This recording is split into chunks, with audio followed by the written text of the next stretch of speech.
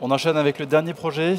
J'invite Jean-François Caron de l'École nationale des ponts et chaussées et puis Éric Bernard de G Dubois pour nous présenter leur structure.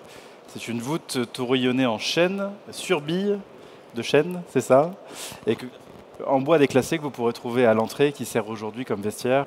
Bonjour à tous. Donc, je suis Éric Bernard, tailleur de pierre, compagnon tailleur de pierre.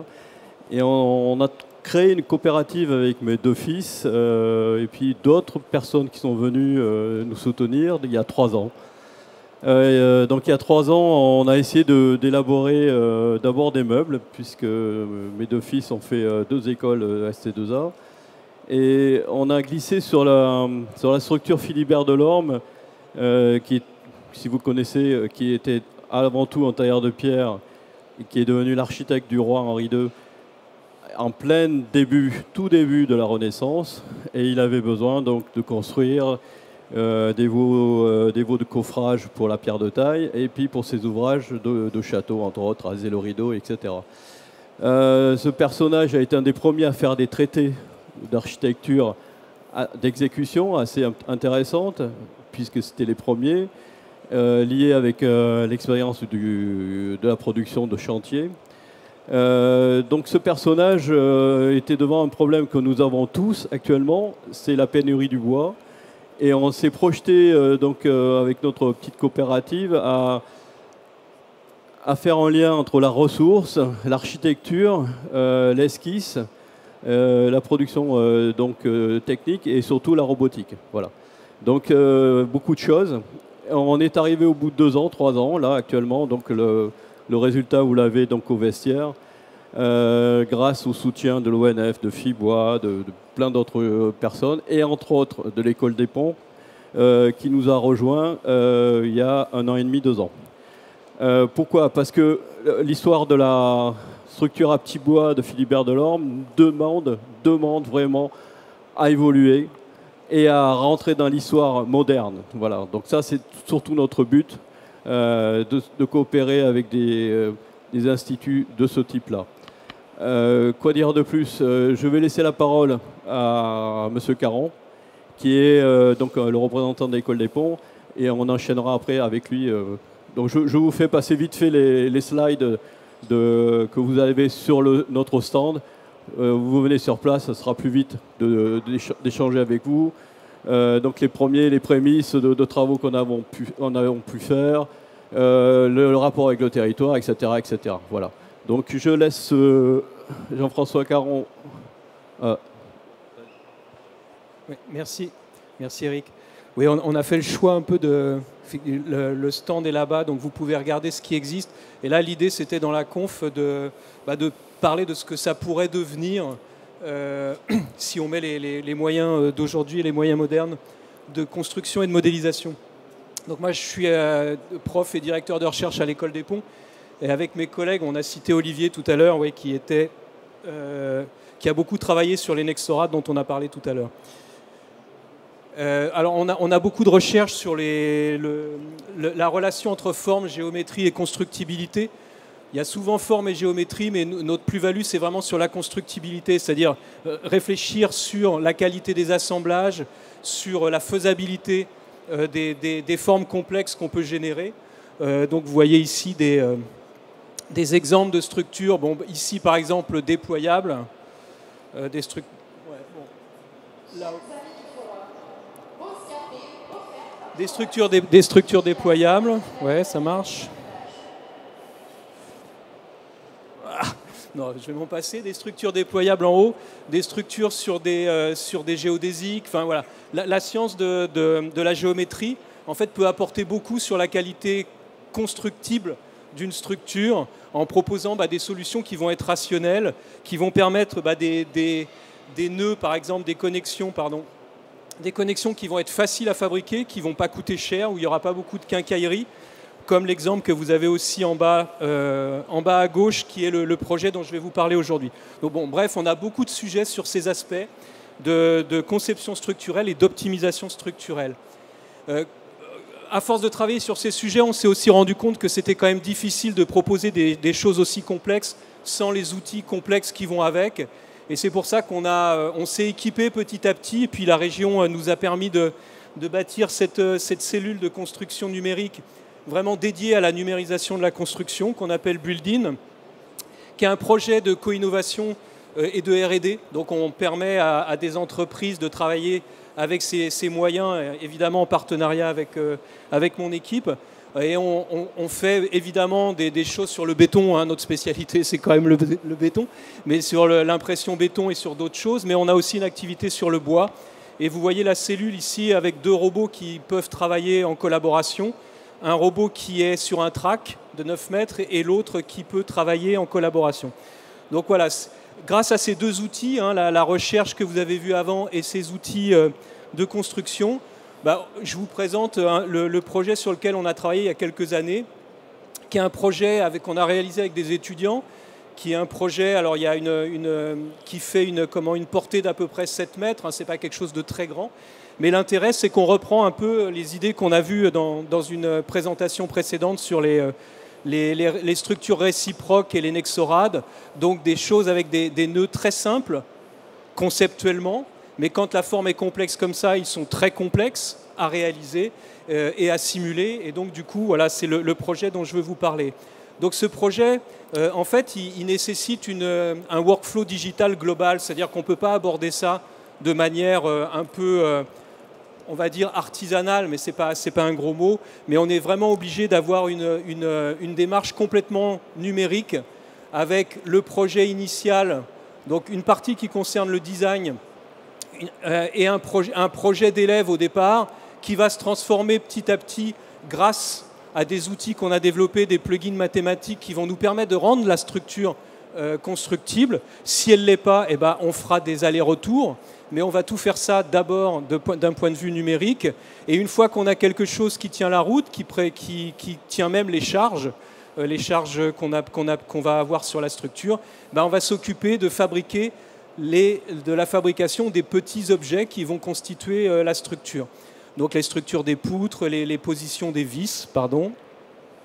Et puis on va, grâce au numérique, être capable aussi de simuler la fabrication de ces objets-là et de vérifier par exemple si on n'a pas dans la cellule des collisions entre le robot, entre la scie et le système de grippe, ou les tuyaux qui vont se tendre et qui vont risquer de casser. Donc une fois qu'on est d'accord avec tout ça, si on n'est pas d'accord, on peut revenir, parce que c'est paramétrique, on peut revenir et refaire une boucle assez simplement. Et puis ensuite, on lance la production. Il faudrait enchaîner sur le projet. Ouais, sur la production. Et donc là, vous voyez en fait la cellule, justement. Et là, vous voyez par exemple un exemple d'une solution qui n'est pas possible à réaliser par le robot, parce que c'est en rouge, et donc ça veut dire que ça ne marche pas, et ça veut dire qu'il faut recommencer la modélisation. Voilà. Donc là, je vous montre le petit film, en fait, en accéléré de la cellule, donc qui est avec une première étape de mise à dimension et de calibration des éléments. Alors tous les éléments sont plus ou moins différents, évidemment, hein. Vous avez vu la forme de la structure, il y a des symétries, mais il y a quand même beaucoup de différences entre les éléments. Là, vous voyez la deuxième étape, en fait, où le deuxième robot va venir travailler la poutre que lui présente son copain. Donc, et puis ensuite, on a des opérations de petits perçages qui nous paraissaient plus simples à faire de cette manière-là qu'avec les robots.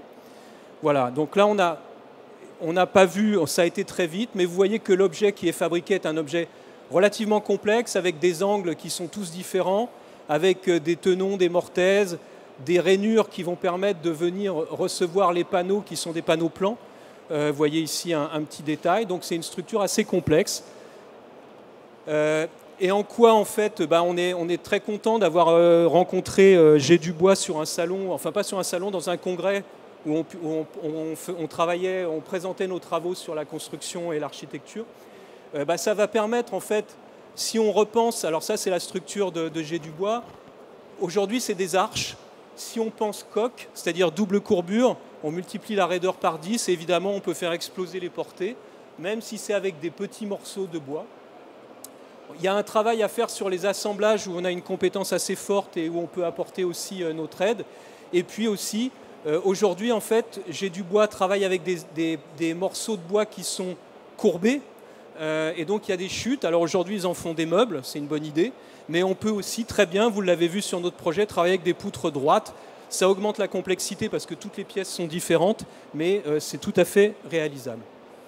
Voilà, donc là un petit détail de la structure réalisée donc, avec les étudiants. Donc vous voyez ces nexors ici, ces nœuds, effectivement où chaque poutre s'appuie sur une autre poutre. Vous voyez un peu la qualité qu'on peut obtenir grâce à du numérique et à des robots. Et donc c'est ça qu'on voulait vous montrer un peu aujourd'hui. Et merci pour votre attention.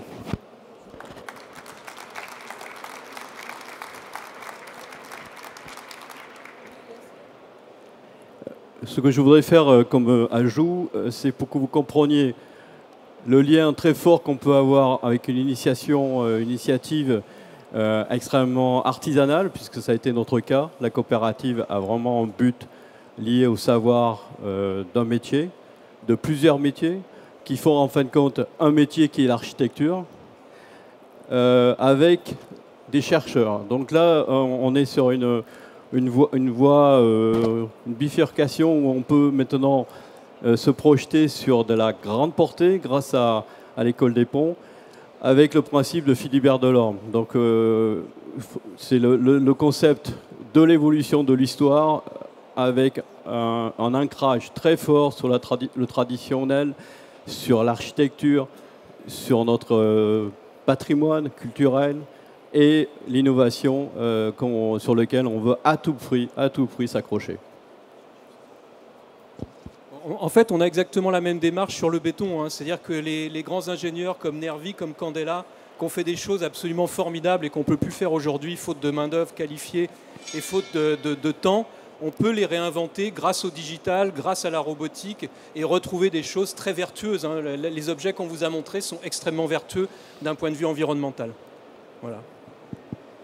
Je tiens à remercier le forum et Nicole en particulier pour la confiance qu'elle a eue sur le vestiaire. Bien sûr, ça nous a permis de démontrer notre force de conviction pour pouvoir lier le fait de la structure purement en bois. C'est-à-dire pas de vis, pas de colle, rien, que du savoir, aussi de la robotique, ce qui nous a permis de faire les assemblages aussi précis. On vous attend sur notre stand et aussi avec le vestiaire. Merci. Merci. Merci beaucoup Éric Bernard et merci Jean-François Caron vraiment pour votre implication, votre énergie et surtout Éric, le temps de montage. Je peux vous dire, on a œuvré longtemps. Je veux vraiment remercier tous ceux qui ont apporté cet écrin qu'on a aujourd'hui. L'auditorium, bien sûr, avec Artbuild qu'on avait développé déjà en 2021, avec Steven Ware, Il Tempietto avec M. Clausel et aussi Charpente Sénoman qui l'ont monté. Vincent Bechtel avec Sinalagma à l'entrée, bien entendu, Michael Feneux et surtout aussi Nicolas Barthès, qui était notre bureau d'ingénierie, aussi bien pour ici pour l'auditorium éphémère que pour le panneau auditorium et aussi pour la lame de Midas, bien sûr, et Monsieur Bernard. Mais je veux tout particulièrement remercier Kevin Guidou qui a œuvré pendant 1 an minimum. Merci Kevin, vraiment plus d'1 an pour que vraiment cette exposition universelle qu'on vit aujourd'hui, exposition universelle, parce que vous savez que le Grand Palais a été bâti en 1900 pour l'exposition universelle, et en quelque sorte, c'est maintenant l'exposition universelle du bois et des biosourcés, avec l'auditorium OSA en bois, avec le panneau auditorium en bois, bien sûr, qui est un showroom de panneaux vraiment magnifique à l'extérieur,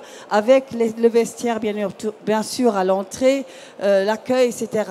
Savourez le moment, profitez ça sent le bois ici. Le directeur du Grand Palais m'a dit, c'est la plus belle exposition qu'il a jamais vue au Grand Palais. Merci à vous d'être là, vraiment, et merci à Kevin d'avoir scénographié toute cette belle exposition. Merci.